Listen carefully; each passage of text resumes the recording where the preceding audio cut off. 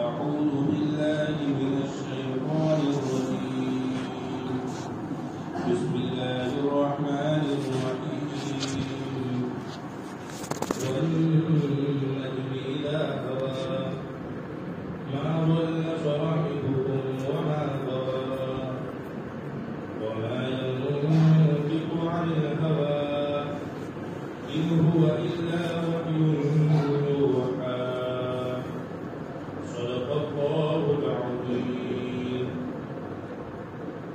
معزز حاضرین مجلس، اللہ تبارک و تعالیٰ کا بھی انتہا فضل و کرم و احسان ہوا کہ اس نے ہم سب کو عشاء کی نماز پڑھنے کی توفیق عنایت عطا فرمائی اور ساتھ ہی ساتھ قرآن کریم کی محفل میں قرآن کریم کی کچھ آیتوں کو سننے اور سمجھنے کا موقع عنایت فرمایا.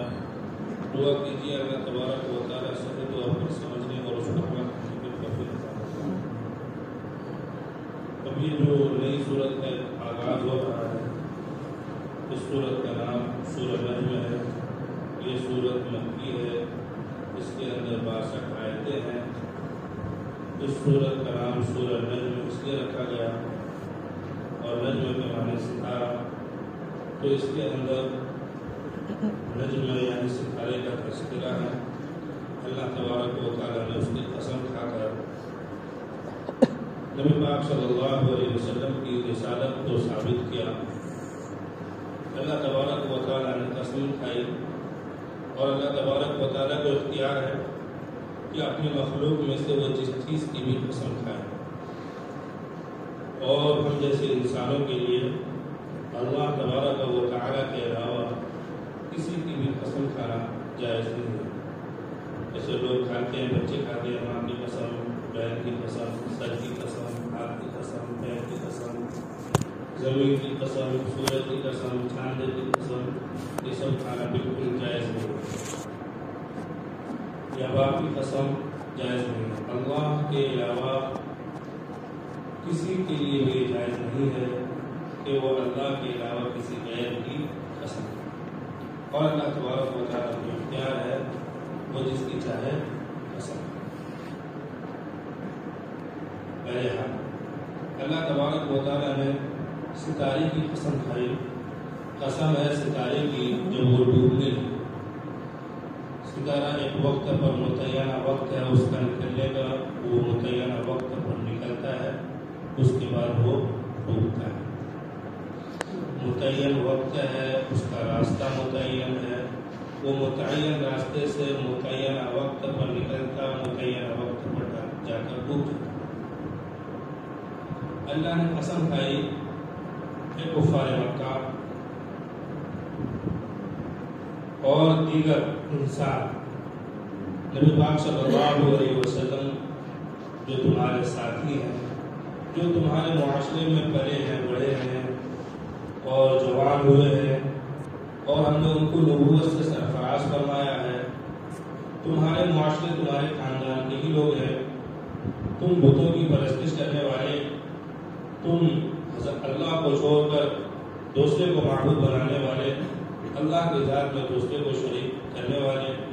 جب اللہ کے نبی تمہیں دین کی دعوت دے رہے ہیں اور تم اس طریقے کے الزام لگا رہے ہو کہ نبی پاک صلی اللہ علیہ وسلم نعوذ باللہ راستے سے بھٹک گئے، یعنی جو تمہارا سلسلہ تھا بتوں کو پوجا کرنے کا، اور نبی پاک صلی اللہ علیہ وسلم پر الزام لگا رہے ہو کہ بتوں کے پوجنے کے راستے سے ہٹ گئے، تو گویا نبی اکرم صلی اللہ علیہ وسلم نعوذ باللہ اپنے باپ دادا کے راستے سے ہٹ گئے. اور تم لوگ کہتے ہو نبی اکرم صلی اللہ علیہ وسلم گمراہ ہیں، راستے سے بھٹک گئے ہیں. یہ تمہاری بات سراسر غلط اور بنیاد ہے.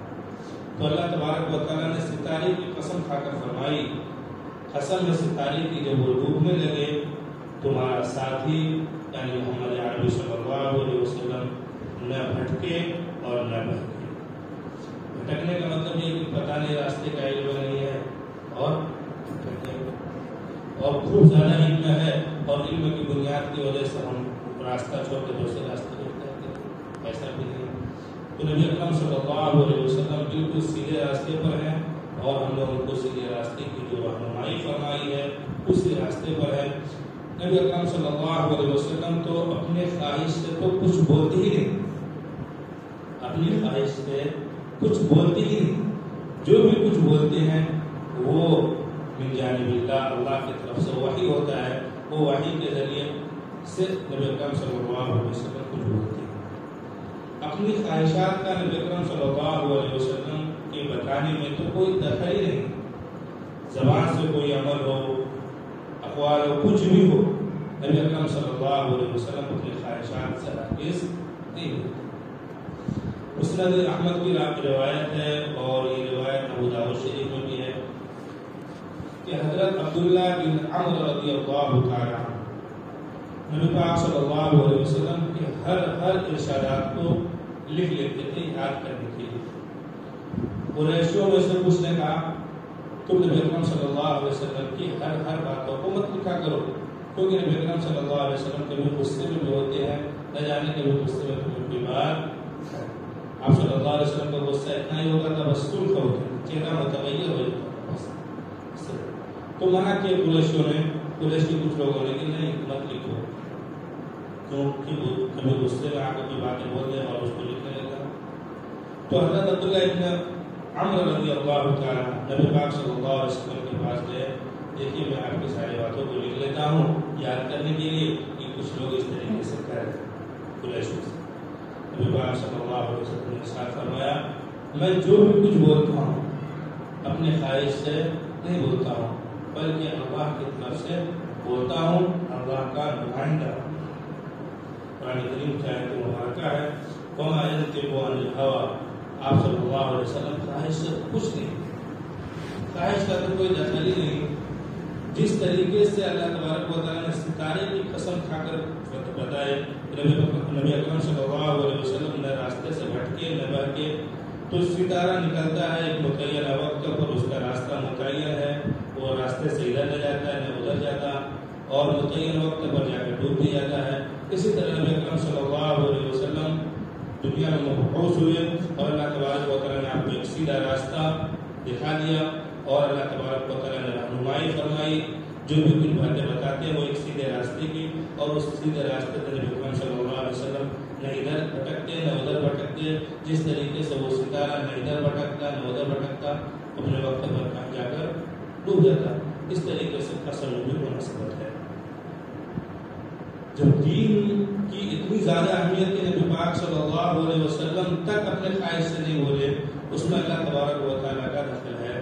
جو بھی کچھ ہے اللہ تبارک و تعالیٰ کا حکم ہی بیان فرمائے. تو ہم جیسے لوگوں کو دین میں کوئی رائے قائم کرنا، دین میں کچھ بولنا اپنی طرف سے، تو یہ سراسر ظلم، یہ سراسر ظلم. رسول پاک صلی اللہ علیہ وسلم نے ارشاد فرمایا من كذب علي متعمدا فليتبوأ مقعده من النار. جو شخص میری طرف کسی جھوٹ بات کو منسوب کرے وہ اپنا ٹھکانہ جہنم میں ہے. یعنی جو باتیں میں نے نہیں بتائی اور میرے طرف منسوب کر دیا کہ نبی پاک صلی اللہ علیہ وسلم نے فرمایا، یا کوئی کام میں نے نہیں کیا اور میرے طرف یہ کہا کہ نبی پاک صلی اللہ علیہ وسلم نے کیا، یا کوئی بھی چیز نبی پاک صلی اللہ علیہ وسلم کی طرف منسوب کیا اور نبی پاک صلی اللہ علیہ وسلم نے حالانکہ ان کاموں کو نہیں کیا، ان باتوں کو ارشاد نہیں فرمایا، تو ایسا شخص اپنا ٹھکانہ جہنم. اسی طریقے سے قرآن کریم کے متعلق بھی ہے. رسول پاک صلی اللہ علیہ وسلم نے ارشاد فرمایا جو شخص قرآن کریم میں اپنی رائے کو ترجیح دے یا اپنی رائے سے تفسیر کرے، اپنی رائے کا دخل دے، تو وہ بھی اپنا ٹھکانہ جہنم میں ڈالے. تو ہمیں پتہ چلا کہ جب نبی اکرم صلی اللہ علیہ وسلم کو دین میں اپنی خواہش کا کوئی دخل نہیں، تو ہم جیسوں کو بھی دین میں اپنی خواہش، اپنی منمانی، اپنی مرضی کے مطابق کوئی چیز نہیں چلانا چاہیے، بلکہ ہم تحقیق کریں قرآن و حدیث اس سلسلے میں ہماری کیا رہنمائی کر رہی ہے، ہم اس رہنمائی پر لبیک کہیں، آمنا وصدقنا کہیں، اس پر ایمان لاتے اور اس کی تصدیق. دیکھیے وَالنَّجْمِ إِذَا هَوَىٰ، قسم ہے ستارے کی جب وہ ڈوبنے لگے، یہ فجر کے وقت ستارے ڈوبتے مَا ضَلَّ صَاحِبُكُمْ وَمَا غَوَىٰ. تم سب کے ساتھی یعنی محمد عربی صلی اللہ علیہ وسلم نہ گمراہ ہوئے اور نہ بہکے، نہ گمراہ ہوئے نہ بہکے۔ ان کا الزام تھا کہ جس طریقے سے وہ بتوں کی پرستش کرتے تھے، نبی پاک صلی اللہ علیہ وسلم بتوں کی پرستش نہیں کر رہے ہیں، ان کے خلاف بول رہے ہیں، اس سے منع کر رہے ہیں، تو الزام لگا دیتے راستے سے بھٹک گئے، کیا نئی نئی باتیں شروع کر دی؟ نہیں، تمہارے ساتھی یعنی نبی اکرم صلی اللہ علیہ وسلم نہ راستے سے بھٹکے اور نہ بھٹکے۔ وَمَا يَنطِقُ عَنِ الْهَوَىٰ، وہ تو خواہش سے کچھ بولتی ہی نہیں، وہ تو خواہش سے کچھ بولتی ہی نہیں، یعنی اپنی منمانی سے، اپنے نفسانی خواہشات کے مطابق، اپنی نفسانی چاہت سے وہ کچھ نہیں بولتے۔ جو بھی کچھ بولتے ہیں کیا بولتے ہیں وہ؟ إِنْ هُوَ إِلَّا وَحْيٌ يُوحَىٰ، وہ نہیں ہے مگر وحی جو ان پر کی جاتی ہے۔ جو بھی کچھ بولتے ہیں، جو بھی کلام ہے، وہ وحی ہی ہے جو نبی پاک صلی اللہ علیہ وسلم پر وحی بھیجی ہے۔ وحی کی دو قسمیں، وحی کہتے ہیں حضرت جبرائیل علیہ السلام کے ذریعے نبی پاک صلی اللہ علیہ وسلم تک اللہ تبارک و تعالیٰ کے پیغام کو نبی تک پہنچانا، اس کو وحی ہے۔ اب وحی کی دو قسم، ایک قسم وحی مطلوب، ایک قسم وحی غیر مطلوب۔ نبی پاک صلی اللہ علیہ وسلم کے پاس حضرت جبرائیل علیہ السلام وحی لے کر آتے تھے قرآن کی شکل، یعنی قرآن اتارتے تھے تو اس کو نبی پاک صلی اللہ علیہ وسلم کسی جگہ لکھوا لیتے تھے، تو یہ قرآن کے الفاظ بھی اور معنی بھی سب اللہ کی طرف سے، اس کو یہ قرآن وحی مطلوب یعنی تلاوت کرنے والی قرآن، تلاوت کرنے والی کتاب قرآن۔ ایک وحی غیر مطلوب یعنی نبی پاک صلی اللہ علیہ وسلم پر القاء کیا جاتا تھا صرف معنی کو، اس مثال کے طور پر بسم اللہ الرحمن الرحیم، شروع کرتا ہوں اللہ کے نام سے جو بڑا مہربان نہایت رحم کرنے والا ہے، تو ترجمہ بسم اللہ الرحمن الرحیم کا شروع کرتا ہوں اللہ کے نام سے جو بڑا مہربان نہایت رحم کرنے والا۔ اس کے معنی کا القاء اللہ کے نبی محمد عربی صلی اللہ علیہ وسلم پر القاء کر دیا جاتا، اور نبی پاک صلی اللہ علیہ وسلم اس کو عربی زبان میں بولتے تھے، اس کو کہتے ہیں ہم حدیث، جو تلاوت نہیں کی۔ تو بہرحال نبی پاک صلی اللہ علیہ وسلم جو بھی کچھ بولتے تھے وہ وحی کے ذریعے سے ہی بولتے تھے، یا تو وہ وحی قرآن ہوتا تھا یا وہ وحی غیر مطلوب احادیث ہوتی تھی۔ دعا کیجیے اللہ تبارک و تعالیٰ ہم سب کو شریعت کے مطابق چلنے